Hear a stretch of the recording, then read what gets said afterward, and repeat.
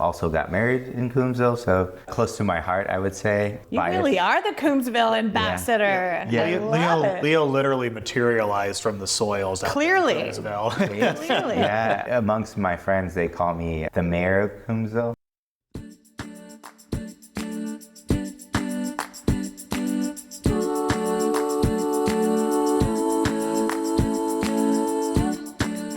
Welcome to Sip with Nikki. I'm Nikki Lamberti here in Sonoma County, California, and thanks so much for listening in. So if you're a regular listener, you may have noticed a theme in the last year or so where I'm really loving highlighting small producers around the world, but especially here in California. Now more than ever, I think it's important to encourage you as listeners and wine drinkers to take a look at these small family producers that generally, if you don't live in this area or visit here, could be off your radar, and I am here to put them on yours. So years ago, I met Lauren Ackerman and Christy Fundario from Ackerman Family Vineyards. They have a beautiful restored Victorian in downtown Napa that serves as their tasting room. And Christy was kind enough to tour my sister and I around as part of our tasting. And she is now the GM of the winery. So this week, I wanted to make sure that you know about this unique and fantastic winery where Lauren Ackerman is the president. She alone is an inspiration in all that she has done, including the 5 years that she took to restore Napa's only authentic historic home, the Ackerman Heritage House. She is extremely active in our area on multiple committees and boards. She is a philanthropist and an inspiration as a well-known business owner here in the Napa Valley. So I was thrilled to have the opportunity to sit down with Ackerman's winemaker, Leo Tellez, and their director of sales and hospitality, Joe Hinde, who happens to be Christy's husband. And you'll hear us joke about how that came to be. We taste through 3 of their gorgeous wines in our Sip Spotlight, including a unique red blend, a super Tuscan-inspired wine, which you know I am a fan of, and their beautiful Coombsville Cabernet Sauvignon.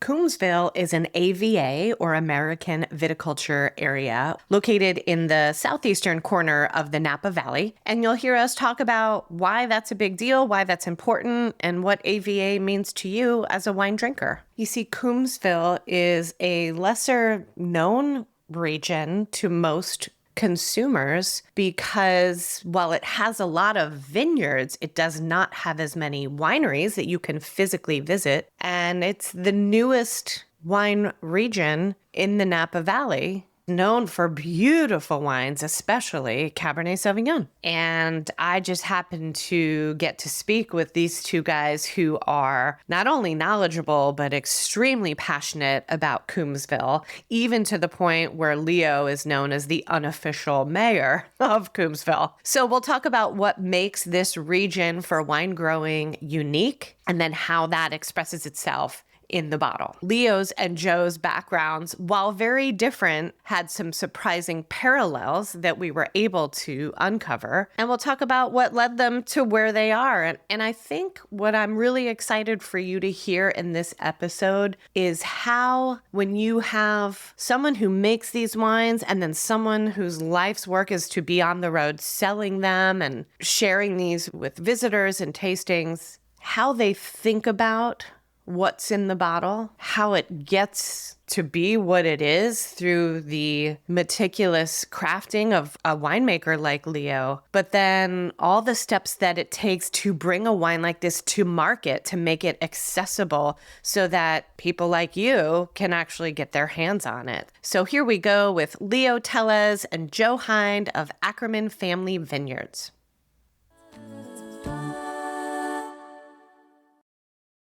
Happy Tuesday, guys. Thank you for having me. Thank you. Happy Tuesday. Thanks for being here. Thank you for the invitation to this beautiful Victorian. It's been a long time since I've been here.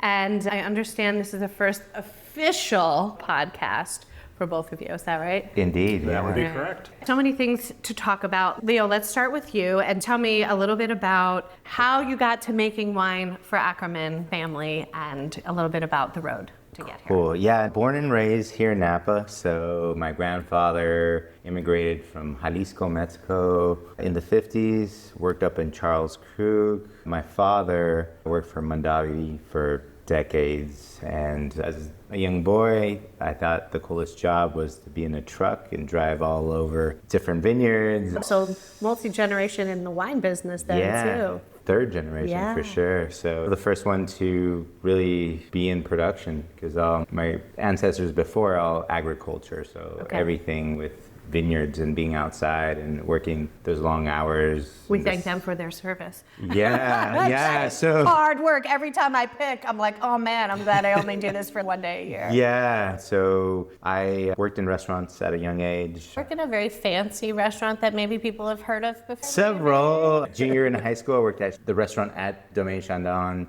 the laundry back in Yountville in '03. For the listeners, that's the French laundry, but I guess when you're on the inside, like Leo, you just say the laundry because saying the French part takes too much time, so we just cut to it. It's the hip way of saying it. I guess so. Say the freaking French laundry because I'm still like enamored with it. How long did you work there? A few months. Okay. You had to be there full time, and I was at the junior college figuring out life, and I was very fortunate to go to school in the morning and I would work at night.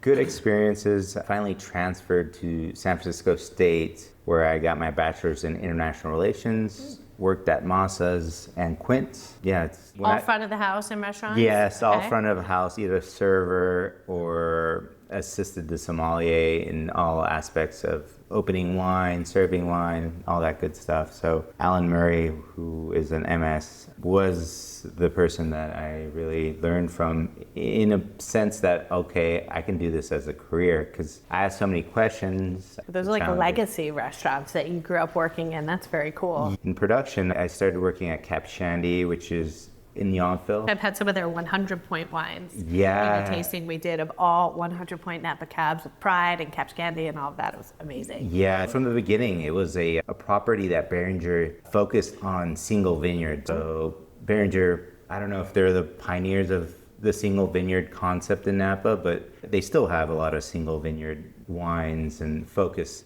So yeah, that was my first winery. I worked in the cellar. It was $9.50 an hour back in the day. I was just happy to work in production. I loved it. David Sotelo, who's been there since day one and really was a mentor and a close friend, made wine at Napa Wine Company, and all these fancy cult wines came from that. Screaming Eagle, Colgan, Bryant, all these kind of 90s. Name dropping. No, Name no, dropper no, over no, here. no. Screaming Eagle. Reflecting back in the restaurant industry, I remember having all these wineries before service. We're having family meal, all these cool wine brands. Back then, I wasn't really drinking because I wasn't 21, but the really cool list of 90s cabs, like really when things popped off in terms of Parker wrote it, Lobby wrote it, and people went crazy over it. But yeah, met Denny Malbec there, who was third generation Latour. So his grandfather, father, and he worked there for almost 100 years. I was fortunate to work with him and also work with him in this consulting company. So we did all kinds of really cool things. So learned a lot from him in the sense of the culinary aspect. You construct to deconstruct, and he was very deconstructing, picking this side of the block, this rootstock, and keep everything separate and really building something versus nothing against different style winemaking. I took my niece to Sonoma State last year for a school tour, and she's going to be 15. She's, oh, so you make wines? Yeah. I see myself as an artist that makes liquid art, something that Beautifully said. I've always, as a child, loved ceramics art of any sort in ceramics. I was tired of making plates and bowls, so I made a 3D rendant of a Michael Jordan shoe. So at the height of the late 90s. That speaks to what the time, the era that this was happening, right? Appropriately, yeah. So I've always built things and created things. So winemaking, especially working with Denny, I was a sponge. I was just learning a lot. He didn't say much. He didn't hold my hand, just learn. So fast forward to 2012, he picked up a client in Coombsville Sodaro Estate Winery, who was owned by Don and Dee Dee Sodaro. Wines were made by Donnie and Dyer. So that was my first crash course to what is Coombsville. Coombsville in 2011, Joe, was an AVA? Yep, that's I was going to say, when you said 12 in Coombsville, I was like, was it even officially an AVA? It was. Sure was. In It 2011. I knew it was right around that time. I guess freshly Baptized? Baptized, As an AVA? or- What do we say? I don't know. Yes. Like declared, Officiated, established, declared, designated. designated, Yeah. which is a big deal. Like, Yeah. for people listening who are like, what are they even talking Yeah. about? When your property falls under a appellation or American viticulture area and they draw those lines, you want to be in it because from a sales and marketing standpoint, it's something you could put on the label to show a very specific area, typical notes, typicity, as we say. Yeah, There's a like lot. it was a big deal to have a new AVA in the Napa Valley. Yeah, All I heard was, oh, it's too cold, or because it's south of southeast where we're sitting. of downtown Napa. Yeah. So 10 minutes from where we're at in the tasting room here. All I heard was like negative things where it's going to be green. You make green cab. And I was just like, oh, okay. I'm just more of a listener. I don't really say things unless. I wonder what that's like. Joe, Well, are you with me? Yeah, it's interesting too to add that you would get those kind of remarks and comments. However, long before it was declared an AVA, there was a lot of, I won't say names, big guys buying fruit from that area. Right. So you couldn't have the designate, but everybody, They not knew it was everybody, good but there's a stuff. good amount there. Yep, that's very true. Okay.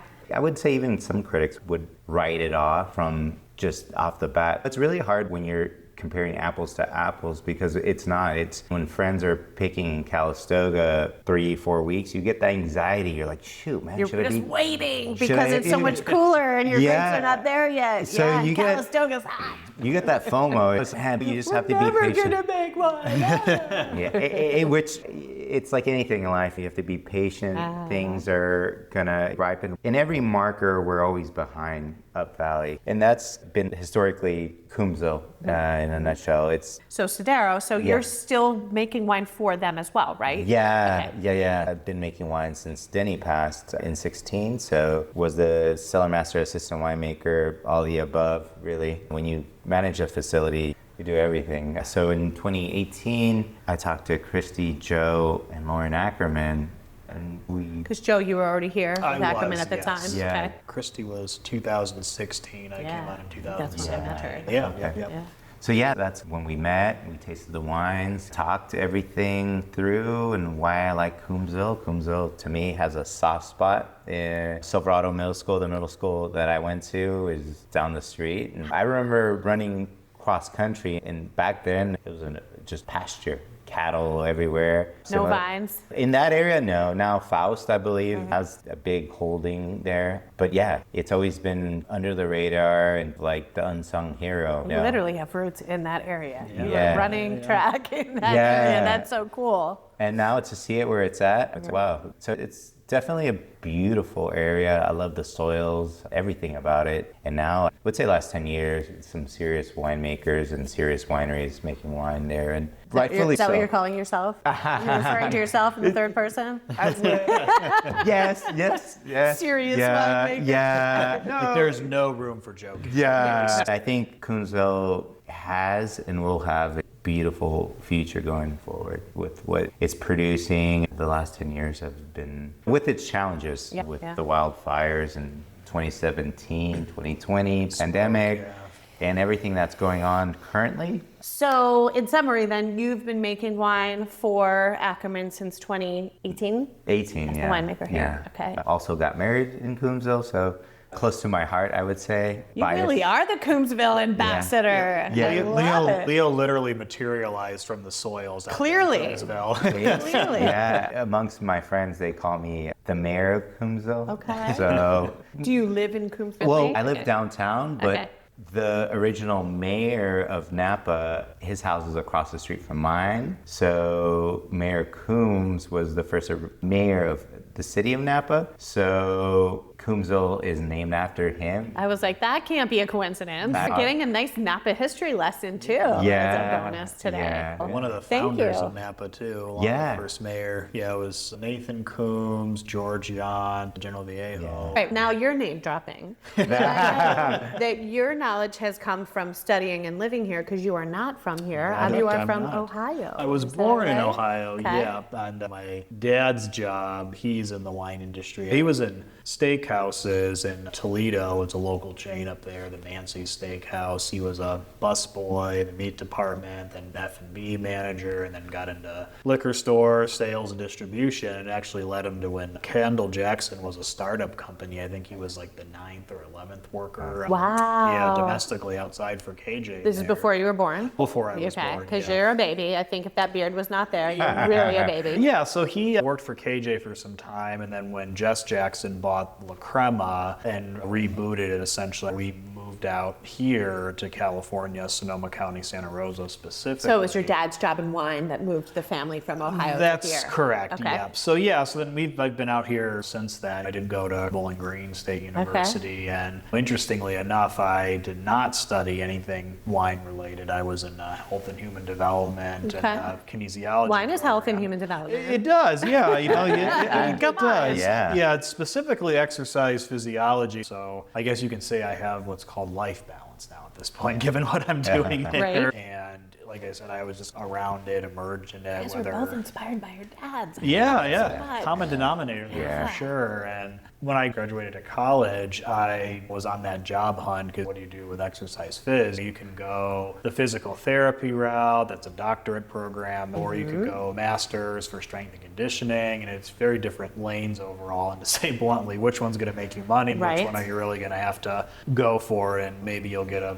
good position somewhere. And my dad at that time, it was, the name of the company was called Prospect Brands, and it was a private label company. I mean, they were doing, God, I want to say almost like 1 million cases a year, if that. And yeah, it was just all year round. So I had the opportunity when he said, we were trying to figure it out, there's plenty of room to help us on the bottling lines there for a QA perspective, and he might learn something. You're like along the fresh way, out of too. college. Yeah, at this fresh out of time. college, Okay. yeah. You got, the ink is not dry on the degree. The ink is not dry, not at all. And it's also when you're like, 22, 23, 20. So yeah, I did the bottling line. So a lot of stacking in the pallets, checking label heights, calibrating machines, etc. And he had a few of his clients that had tasting rooms, one of which was in St. Helena. It was the Yao Family Wines tasting room. yeah.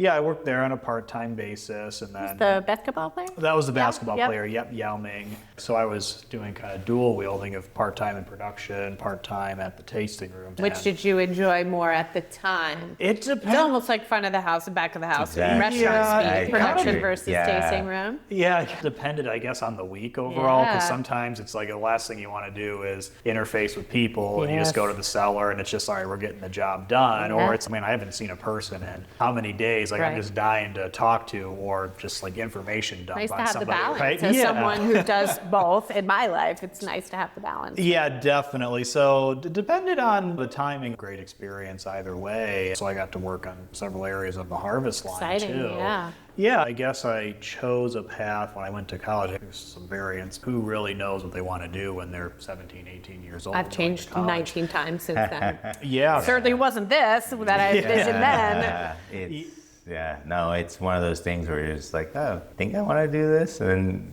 2 weeks in the semester, get me the hell out of Yeah. here. And I always say what we do is we cross things off the list. Nope, Yeah. that was not it. Yeah. That was Yeah. not it until we. Especially after the first harvest, it just clicked with me. And then Santa Rosa Junior College had a wine program Nice. there. Yeah, so I took the generals class, and it was just everything wine, regions, varietals, how to read labels. And it started to just gravitate more and more from there. And I still remember this. We took a field trip to St. Francis. We met Chris Silva at the winery, and he toured us around. I was living at home at the time, and they took a picture of our class that went on that field trip there, and I'd been out of Santa Rosa for a long time for college. What I didn't know is that my mom's best friend at the time was the director of hospitality for St. Francis, who wasn't there during the field trip, but then they posted it on their site, and there I am, and my mom's friend passes along, like, hey, look who's in our class. Yeah. So I remember coming down that morning, I'm getting ready to go to the tasting room, and my parents are sitting at the table having coffee, and they both just look at me all abruptly with that head turn, and I'm like, what? I don't think I did anything wrong. What happened? And my mom turns our iPad around, and then there's our class picture, and they said, oh, so do you want to get into wine? And I said, I've been meaning to talk to you guys. Yeah, I got busted. And I'm like, oh, yeah. I've been meaning to talk to you guys about that. Of course, they were both excited, my dad particularly on there. And then come 2017, I was in that, I guess, evolutionary phase. I found some ideas on winejobs.com. It's the best sites. How I found my job at Pride in 2012. And I won't put, words in her mouth, but our GM, Christy, I think that's actually how she made her first leap over here to I think California. it is, because I think she and I talked about that commonality. Yeah. From New York to here, I think was Wine Jobs.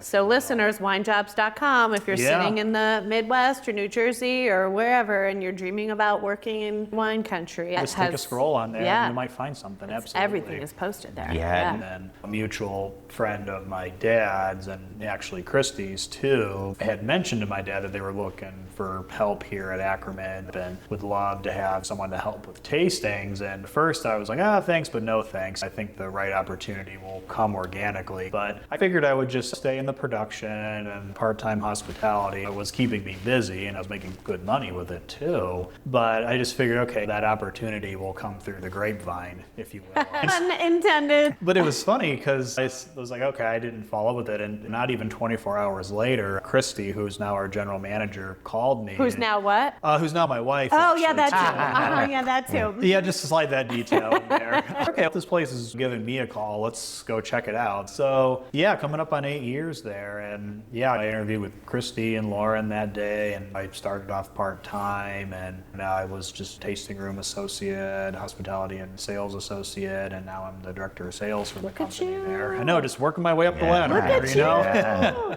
And so you travel a lot promoting and sharing the brand with different distributors, clients, accounts, things like that? Yep, that's right. Yeah. So everything from your in-home dinners, wine tastings with DTC clients, and then I will travel with our distributors. Leo will too, and we'll go see all the different accounts, maybe have a winemaker dinner, reception style event. Absolutely. Yeah, I know we definitely have our fun, that's for sure. A lot of my role is educating about the brand, along with Jay Conway, who's our national brand manager, and he's with Elite Wine Group, so he's been very helpful with getting us in front of distributors, and then we go in, preach the good word, as we like to say on there. And then build connection, because when you have the connection too, that's half the battle. Yep. One wine can taste this way, one wine can taste that way, but when you have a connection and feel to the brand, it just tastes that much better. I've been very fortunate to be around people like Leo, people like Christy, people like Lauren, and what we did in the culinary aspect here, we worked at the Ackerman House. We had 3 former French Laundry chefs that worked with us, so... He said the French part, just... I wasn't born and raised in Napa, so I still have to say the French. What is it, 25 years until I can call it the laundry, right? You didn't say TFL. Yeah, TFL, there you go. It's like the French Laundry. It's been such a long time since it, but it just comes naturally. You just know. Yeah. As it should. I was like, now that we go way back, I just love giving you a hard time about. For me, I'm so used to saying the Ohio State, the French Laundry. It makes sense. Yeah. That's right. Yeah, but so I've just been so fortunate to be around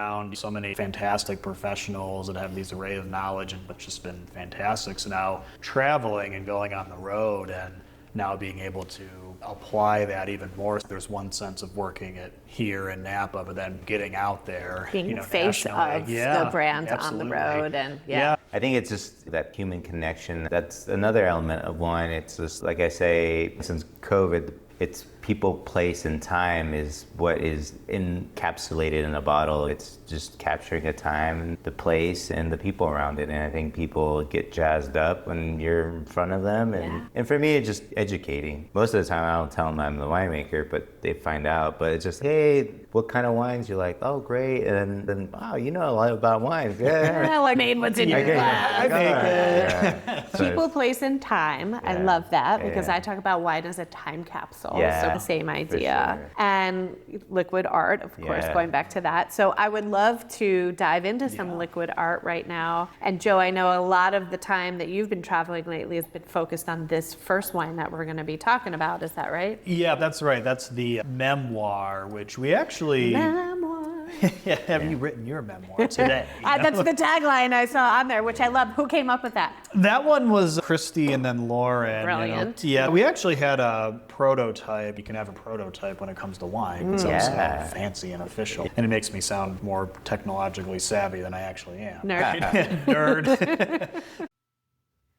We will be right back. I had the most healthy and delicious lunch the other day.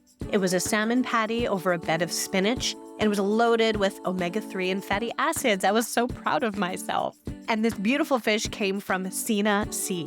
In episode 69, you heard my awesome conversation with Sina Wheeler. She is from a 5th-generation fishing family, and she and her husband, Rich, founded Sina Sea, where he catches wild, sustainably caught fish in Alaska, and then they cut it and package it and ship it beautifully right to your door, and it arrives premium sushi-grade quality with a special recipe card on what to do with it. Well, now that it's summer, that means everything is in season right now, from their specialty sockeye salmon to halibut, cods, crab cakes, which is my mom's favorite. They're a small family-owned business, and they've been kind enough to create a discount code for our listeners. The code is SIPNC, S-I-P and S-E-A, SIPNC, and you can use that at their website, SinaSea.com. Sina Sea is SENASEA.com, and you can get 10% off your order with that coupon code. This can be for a one-time purchase, or also popular is their subscription box that you can create or let them curate for you. Their website is loaded with grilling recipes, which are great for summer, and lots of inspirations of what to do with all of this beautiful fish that they will send right to your doorstep. I encourage you to sign up for their mailing list because they do a monthly drawing for a $50 gift card every month. So check out their delicious fish at SinaSea.com. Healthy fish delivered easy. In episode 78, you heard Liz from American Olive Farmer share her basil, lemon, and garlic olive oils with me. And then in episode 83, Pairing Night with Dr. Hobie, you heard us blow our friends' minds when they tasted them, as well as her balsamic vinegar and olio novello. Well, Liz and her husband Donald operate American Olive Farmer, which is here in California, and they are some of the most delicious olive oils and vinegars I have ever put in my mouth. They are superlative extra virgin olive oils, 100% grown, milled, and bottled here in California. And you can purchase a variety of different oils depending on the time of year. But right now, those 3 flavored oils are hot, and you can buy them in a bundle of all 3 and save. Serve them for dipping alongside your charcuterie board or drizzled over your pizza, which is my favorite thing to do. You can set up a subscription for savings and have all of their beautiful products shipped right to your door. So check out American Olive Farmer, not only for oils and vinegars, but beautiful accessories and gifts. Liz and Donald have been kind enough as our sponsor to create a discount code for listeners. So use the code SIPWithNikki at checkout, capital S, capital W, capital N, Sip with Nikki, and they will give you 10% off your order. Go check it out. You're welcome. And now back to the show.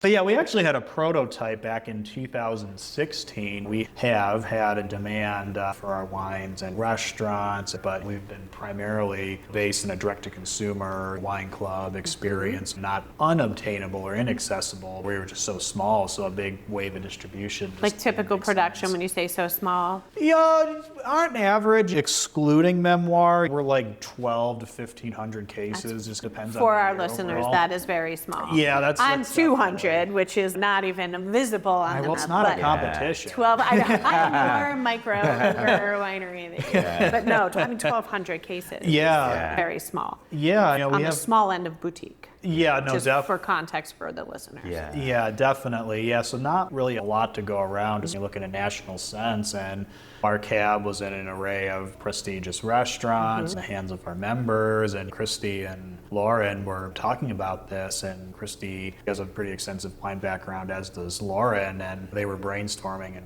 Christy came up with the idea of Memoir. And if we have so much reach, like, why don't we make a second label that we can make more of and put into those markets? Smart along with our business, cab? yeah. Yeah, absolutely. So yeah, those two started working on that back in 2016, and we started testing the model. And there was Because up until this point, Ackerman had not made a blend. we made a blend, Okay. but they were smaller produced. Like we make our Alavigna Tusco, which is our right. take on a Super Tuscan. Right. How could I forget? Yeah, you gotta love that Sangio, right? One of my favorites. Yeah, no, it's insane. So having that second label idea come about to where we can reach in a broader, more national sense, have more supply for the demand that we were seeing.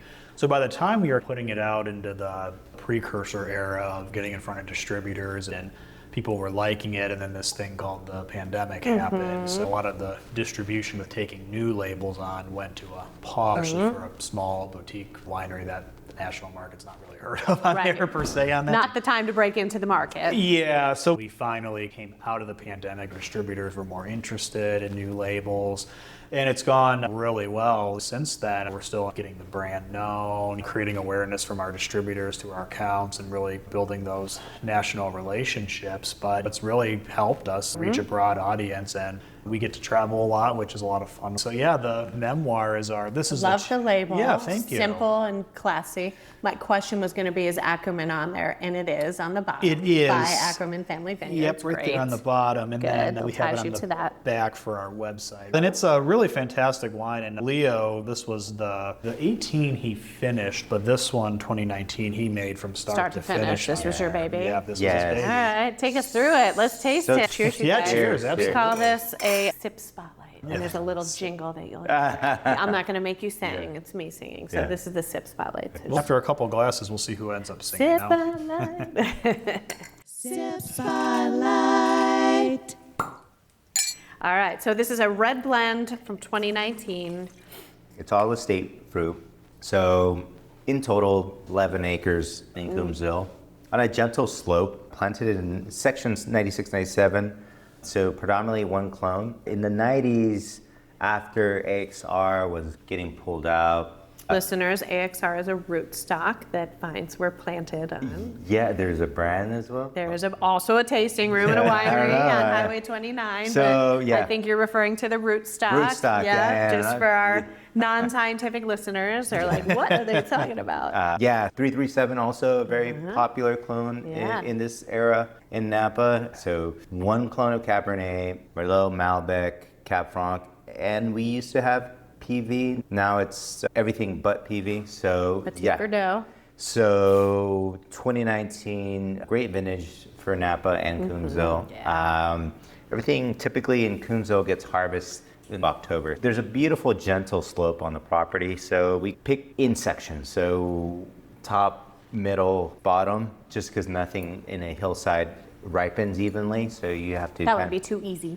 yeah, you really have to look at the vineyard and see what it gives you. We're looking at 70% new French oak, 30% neutral, meaning in Bordeaux varieties, any time a wine's been filled once, the second time I refer neutral. Second use barrel, you're calling neutral. Yeah, okay? so we're talking 18, 22 months in barrel. Sometimes that reference can confuse some. It's one wine, but it was in there for almost 2 years. Yeah, exactly. Yeah, So that this is, counts. yeah, because all the oak that you get is primarily from the first use, depending on the varietal, of course. We're talking Bordeaux, so for those Pinot listeners, it's a different animal. So this is predominantly Cabernet, Merlot, Malbec, Cab Franc, and PV round out this wine. A lot of blue, black fruit. I just smelled rosemary. It was like a sprig Yeah, of rosemary yeah. in my glass. Yeah, it's a little bit of that minerale component that you get in Coombsville. So yeah, very different selection of barrels. I like play with medium. Medium plus is the highest. I'm not a French roast kind of coffee drinker, so I like nuance in barrels. Good parallels between the two. Yeah, so I like pour overs, espressos sometimes after lunch maybe. How Italian. Yeah. Well, Americano. Yeah, exactly. The winemaking philosophy is 5 to 7 day cold soak, start fermentation. So we're going from 40 degrees cold soak, dry ice, pump it over twice into the fermentation phase where we heat up the tank. I think that winemaking is definitely an art and science, but I'm more art than science. I think science is important, but We heard about the Michael Jordan show. So Yeah, the yeah, artistry is high with yeah, you. creativity. So for me, the fruit in Coombsville, you can't just let's put some heavy toast. Nothing against heavy toast for those that like that toast or use it. Everyone interprets their wine however they like, but the medium plus kind of gives me that balance between texture and that freshly ground coffee. So a combo of those two. As we go forward too with Memoir, now we're increasing production. So it's gonna be vineyards within Napa Valley. For our listeners, I believe this is a $50 price point. Is that correct? That's correct. Which yeah. is amazing and unheard of. So am I right in understanding that really the goal was to have this be accessible for Yeah. all wine drinkers, not only in the price point, but just in the accessibility, meaning there will be distribution and people can find this maybe at home? Yeah, that's right. Yeah, $50 is the general SRP, sales retail price. It can vary from shop to shop, Sure. but we are active in about 20 states right now. California, of course, is one of them. Texas, North Carolina, Virginia, Ohio, Michigan, Nevada, Colorado, Who's Arizona. just showing up, listing them off the top of his head, huh? If someone lives in a state where they can't find it locally, can they purchase it online and have it shipped? Yeah, you can call us directly. We have the shop online too. If it's not directly accessible in your retail stores near you just yet, like I said, there's placement, but we're just working on the overall expansion there. But yeah, if it's not at your local restaurant or your local retail store, just give us a call. We'll get you all set up. If you also go online, it's available there too. Okay. Creating a quality wine along with Leo's skill set and his experience at that affordable price point, which is something It's impressive, yeah. thank impressive. you. And it's just something the wine industry just needs right now. I have a question for both of you as you take a sip of this memoir, and I'll do the same too, but I want to know, how does this wine make you feel when you sip it? Not what is the mouthfeel of this wine. Emotionally, what do you think of? How does it make you feel? And I know it's harder for you because you're close to it as the winemaker, and you know the pH, and you know what the bricks were, and you know all the specs. But sitting here in this beautiful space right now, how does it make you feel when you drink it? It makes me feel like calling a couple friends and cooking and getting together. I think, wine for me is just creating community, just whether it's loved ones, friends, family, your neighbor, creating a community, whatever that looks, or whatever that. Top that. No pressure. Oh, that's a tough one to top there. Maybe I should have went first. So it sounds The next question I'll ask you first. yeah, you so don't have it'll to sound be- like Leo's copying me. That was a very similar answer, and it definitely reflect to times with friends, family. I had a mentor at one phase of my early wine career, if you will, and he's French, so when he says it, it's got a little more like romanticism with the Sure. accent. He always said that you're not selling wine, you're selling memories, and an empty bottle of wine is memories that have been captured and saved, and that's my accent too, so now imagine that like in a French accent. It's like, all right, I'll take a pound right there. You know what I mean? But yeah, it's interesting, it's called Memoir, and that's part of our branding too, is that every bottle of wine and the experience around it tells a story, whether you're with family, when you're with friends. There's always something memorable about it, but this particular one literally transports me back to the time at the lake with the family. It's just a family dinner, and then you end up having the best laughs. You order a few more bottles of wine, you close down the restaurant, just good times like that. I might know a thing or two about that. I love to, because there are a lot of other words that could have been used, like story or chapter, but memoir is personal, Yeah, right? absolutely. Writing my memoir is like telling my story, Yeah. is what I think of. Put your own emotions, your own feel, Yeah, your own interpretation story, of your the wine and the interpretation, journey that it exactly. takes you on. And it's delicious. It's soft fruit, but it's very mouth coating, super long finish because I've not had a sip in a few minutes because I'm savoring the tiny little bit that I have left in my glass. But very easy to drink, but very layered. It's really beautiful. Well done. All right, you can stay. Yeah. I was like, I think we'll keep them. Tell us what else we have here in front of us. Glass number 2. This one in the middle of our flight for our listeners at home. This is called our Ella Vigna Tosca, and the Ella Vigna Tosca is essentially our take on the super Tuscan style of wine. We made our first vintage back in 2007, so this was the second label that we ever introduced with Ackerman. And it's one of those wines that I guess you could say we have a cult following. If that's Super Tuscan people are culty. As one, I can say that. Yeah, totally. Tinanello was my aha wine that got me into the business. You know, started with various sources throughout Napa. Sangiovese is a harder grape to come by, and it's I know. yeah, and it depends who you ask on there too, but it's interesting. There is a lot of Italian and origin families that immigrated out here at one point or another, and they grew grapes, made wine. I feel like every Italian I knew in Ohio always had a wine operation in their basement. Oh, like my grandparents in the basement in Brooklyn? Yep, absolutely. Yeah, trickled to Ohio too. It was interesting because before Cab was king, there was a lot of Sangiovese out here in the 50s, 60s, even the 70s on there too. And then just with popularity and demand, it switched from there. So you can find Sangiovese, it's just hard to come by. It's not that it doesn't grow well. It's, again, it depends who you ask. Don't get me into that debate. Oh, We're not going to talk about that. All right, it looks like we're in good company then. But yeah, it's just more of a supply and demand overall for it. But Ackermans love Italian wines, and myself and Christy love Italian wines too. You go do so many wonderful tastings out here, and it's fun to run into something unique. You taste a lot of stuff. When we are in Cab country. When we are in Cab It's nice to country. be surprised with something else. Yeah, you switch it up a little bit. We taste so much Sauv Blanc, so much Cab, Merlot, Cab Franc, Bordeaux style blends. Once in a while you might find It's Zinfandel. hard. It's a tough life out So there, you know. hard. Yeah, someone's got to do it though, right? And we do. We sure do. So yeah, we wanted to have something that was special, unique, bring a little bit of that touch of Tuscany out here too. Thank you. Yeah, so it varies every year as we see the Sangiovese in particularly. We've had various sources throughout the years. We actually get the Sangiovese now through one of Leo's connections. It's up on Atlas Peak, actually an Antonori family's property. Oh, yeah. Was too. it the Antica property? Yeah, I've been there. so- Yeah. They have a small sliver of Sanjo. I think it's 2 acres. Yeah. Look at you using those connections. That's rare. No, That's yeah. awesome. How much of this do you make? 125 to max 225. Okay. Yeah, this So- one, we had a pretty good yield in 22, so this was about 196, so just a little shy of 200. But 200 cases, Yeah. about 8 barrels of wine for our listeners.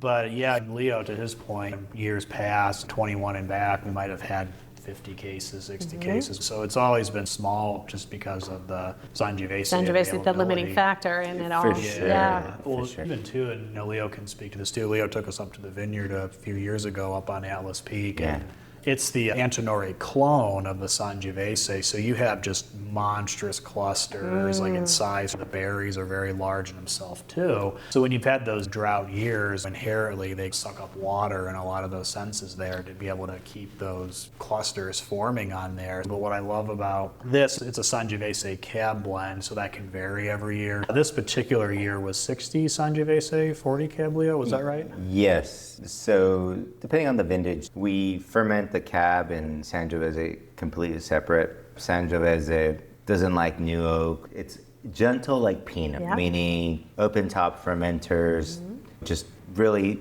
low temperatures, not too hot, nice long maceration. It's Italian. You have to be nice to it. Yeah, you gotta be gentle. gentle. Gotta put the ti amo with the love.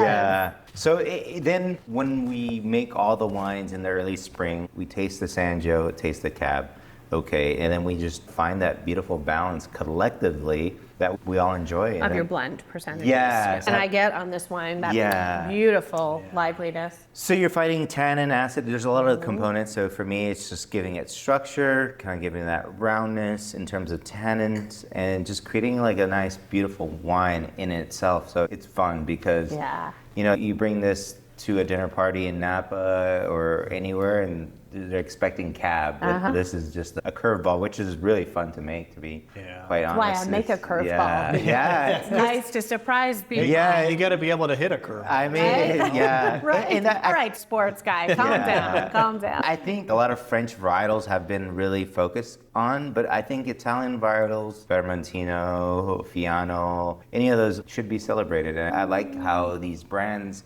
new brands and brands that have been around are, their interpretation. Old world is the old world here. The new world, it's like our take. There's no right or wrong. It's just what we... Italians might tell us otherwise, Yeah. but we know it's our expression Yeah. of their old world greatness. I can agree with them on one thing. A little espresso after lunch is... Dolce Vita, yeah. Good So, luck. Speaking of Italian, Yeah. can you say the name of this wine again? Alla Vigna Tosca, And the translation the is spirit of Tuscany. freaking love. I forgot that you guys made a Super Tuscan, and I brought you my Sangiovese today, which is amazing. But Yeah. I made one barrel of a Super Tuscan called Fortunato, which is about 60% Sangiovese, 35 Cab, and little Petite Syrah. Wow. Okay, cool. Because I Yeah. make a Petite Syrah on its own. Yeah. I will get you some of that. I Yeah. forgot that you guys did this, and Yeah. we could have done a little side by side. Yeah. that's a cool. One barrel, 386 bottles. So. Wow, that's cool. Yeah, No. but clearly we're all passionate about the Super Tuscan. Yeah. And beautiful food wine. Oh, absolutely. That's gorgeous. You talk about that the Cabernet in here is estate Cabernet Sauvignon. It'd be so fun to be able to Yeah. now disassemble this wine and just taste estate Cabernet Sauvignon. on its So own. we're now in third gear. Third gear. Put the clutch in for those that love cars. But yeah, Cabernet. So this is all clone 337, planted in the 90s. So 2021 Cabernet Sauvignon. This is 100% 100%, Cab, 100%. and this is labeled Coombsville. Coombsville, yes. Okay. So 21, tiny vintage in terms of production. Picked in 3 different sections from the gentle slope of the vineyard, top, middle, and the bottom half. I feel this wine is just a classic Coombsville representation. We do the 5-day, 7-day cold soak fermentation, nice and cool. All in all, it's probably like 28, 35 days on skins. And drain and press, free run in new barrels, press juice in neutral, and use probably 6 to 7, maybe 8 different coopers. I think that complexity can be built with oak, Allier, The spice rack. yeah, Trance, Vosges, different coopers, different forests. Just Vinny always mentioned coopers as spice. Do you just cook with salt and pepper? No, I don't want it. Then why do you use 2 barrels or 1 barrel? I was like, oh. So true. Fully subscribe to that. You guys saw me when I took my first sip and I almost melted in the Yeah. chair. So the memoir and the Super Tuscan, man, are just beautiful and luscious and juicy. But the first thought I had when I tasted this is a wine like this is what made me a Cabernet Sauvignon lover. The way that it sits in the mouth, even after it's gone, the way that it's stripping down layers as it sits there. And sip 2 was different than sip 1.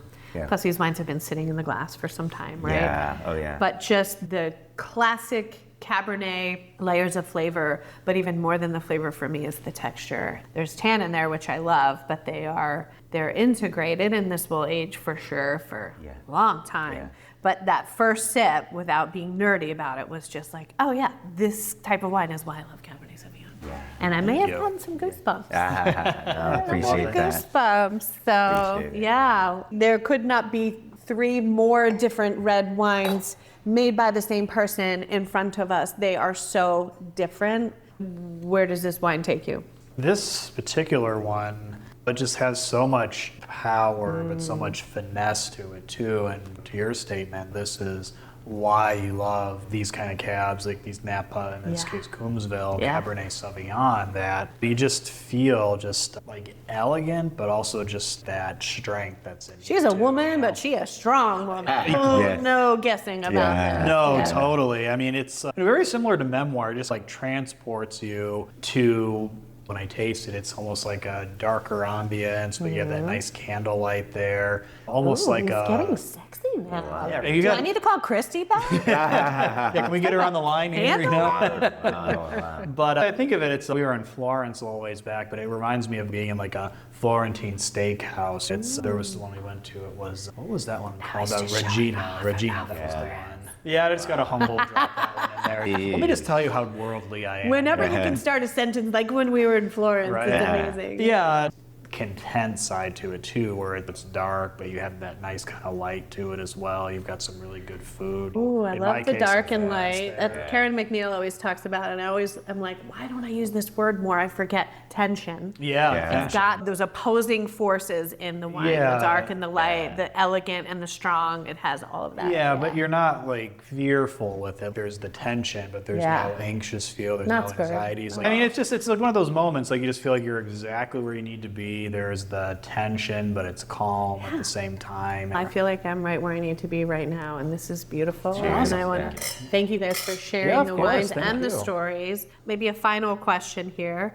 Are you proud of these wines, Leo? Yeah, I'm super proud. It's a close friend, childhood friend, something that, you see in phases and you're just happy where it's at. And I love older Napa cabs and seeing how they age. And for me, every gesture I do for friends or family that are celebrating a birthday is, okay, your birth year is this. For me, it's always gifting someone a birth year wine just because. 76. Okay, good to know. Big birthday yeah. next year. Huge, yeah. No, it's milestones in life. And for me, it's just celebrating that. And I think that with wine, it's a beverage that went through a couple pandemics, world wars, and everything that's going through. But I think that it's a very special beverage. Nothing against beer or any other spirit or anything. This is just a very personal product that we put a lot of effort and time and love to it. And I think that with anything, it goes through its evolution, but I think that at the end of the day or at the end of any struggle, I think we'll be there. And I think that the wine industry is something special, generational, and I truly believe that. And a product people put their blood, sweat, and tears. Yeah, amen to that. Yeah. Joe, coming more from the hospitality side, can you just share with our listeners about, okay, they've listened to this and like, oh my gosh, I want to taste this, I want to go, I want to see, I want to experience it, I'm going to be in Napa Valley.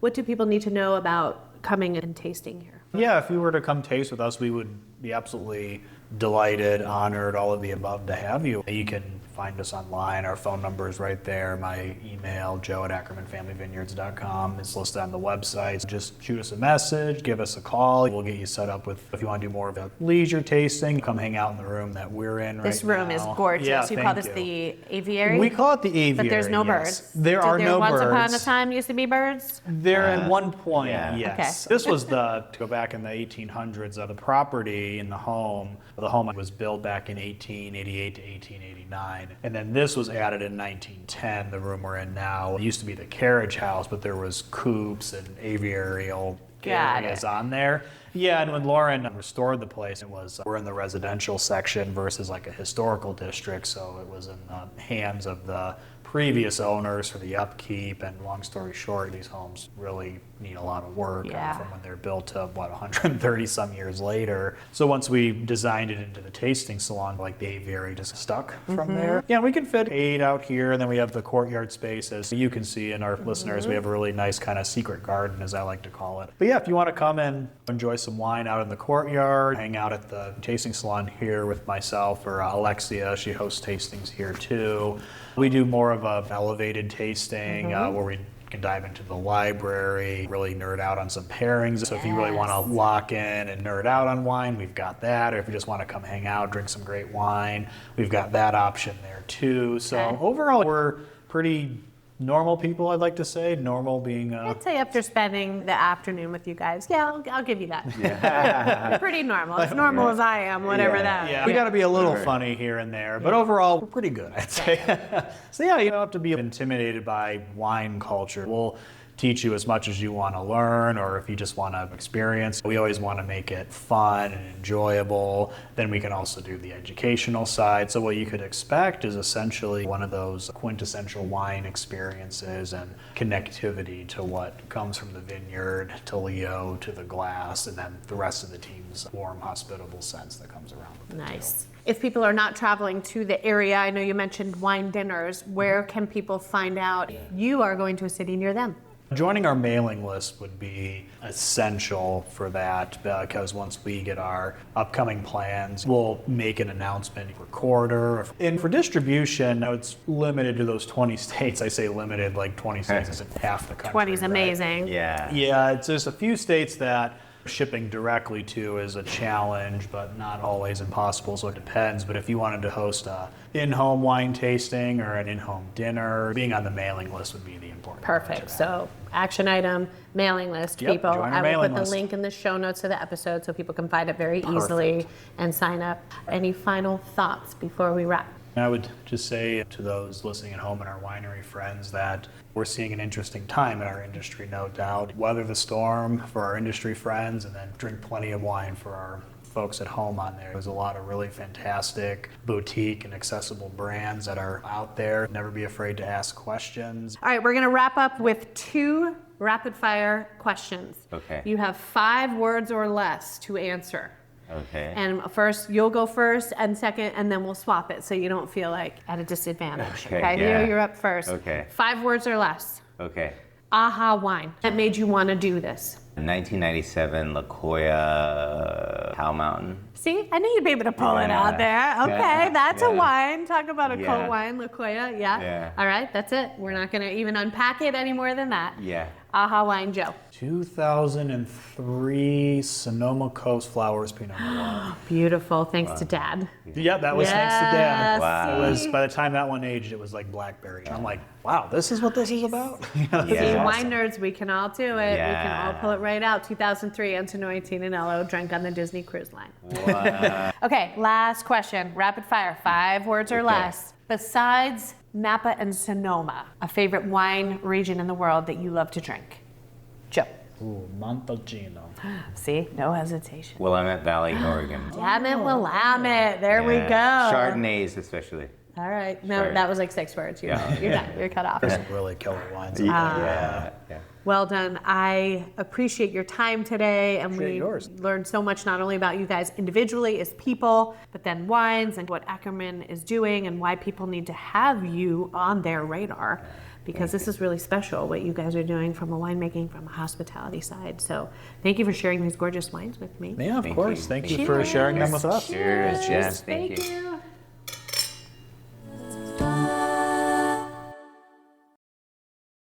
Those wines were stunning.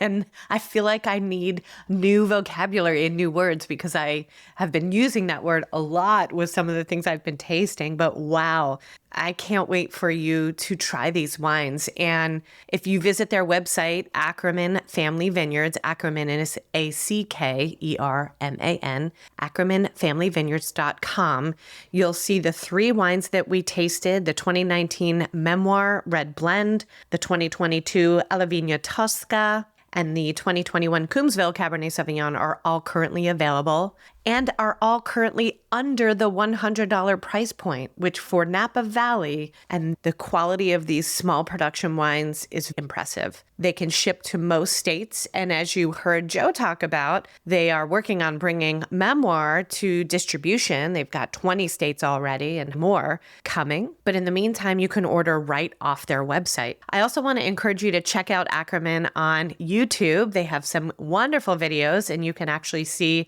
Joe and Leo, so you can put faces with the voices that you just heard, and follow them on Instagram at Ackerman Family Vineyards. Congratulations to Lauren and Christy, Joe and Leo, Alexia, and the small but mighty team that they have there that is doing beautiful work as a small family-owned winery. Speaking of small family winery, teeny tiny family winery, check out solovatowines.com to learn more about my Super Tuscan Fortunato, as well as our 2022 Sangiovese, which you've learned a little bit more about that grape in today's episode. I can ship to most states across the U.S. and make sure to use the discount code PODLISTENER for 10% off your order. I think it would be super cool to order Ackerman's Alavigna Tosca and Solovato's Fortunato and do a side-by-side tasting of these 2022 California expressions that are both super Tuscan-inspired blends of Sangiovese and Cabernet Sauvignon. Do it, and then let me know what you think. They're both gorgeous wines. Whatever you do between now and next week, I hope that you sip well.